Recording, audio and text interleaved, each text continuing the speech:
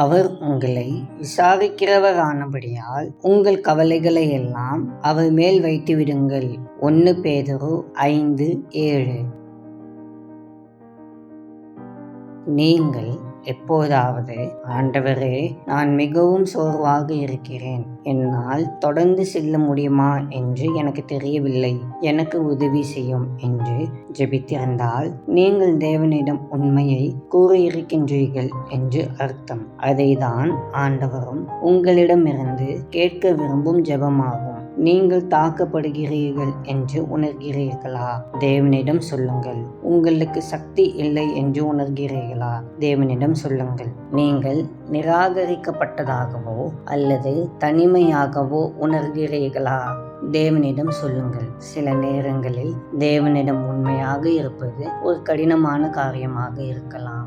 ஆனால் நீங்கள் எப்படி உணர்கிறீர்கள் என்று ஆண்டவரிடம் சொல்லும்போது அவர் இது எனக்கு ஆச்சரியமாக இருக்கிறது என்று ஒருபோதும் சொல்ல மாட்டார். ஏனென்றால் அவரே உங்கள் மனதையும் மற்ற அனைத்தையும் படைத்தவர் ஆவார். நீங்கள் அவரிடம் சுதந்திரமாக பேசலாம். நீங்கள் சொல்லும் எதுவும் அவரை ஒருபோதும் பாதிக்காது.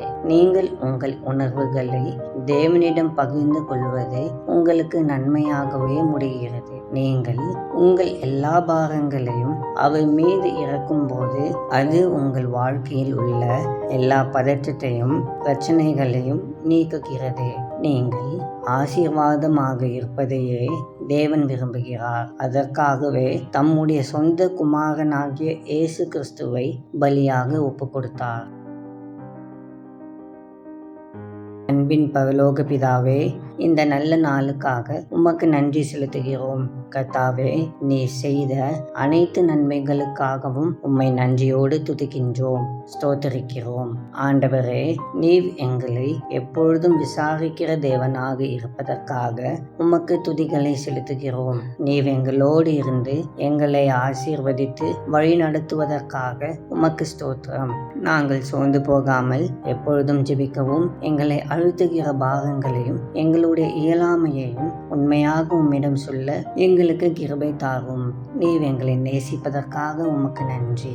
இந்த நாள் முழுவதும் எங்களை பாதுகாத்து கொள்ளும். உம்முடைய சித்தத்தை செய்ய எங்களுக்கு உதவி செய்யும். இயேசுவின் மூலம் ஜெபிக்கிறோம் பிதாவே, ஆமென்.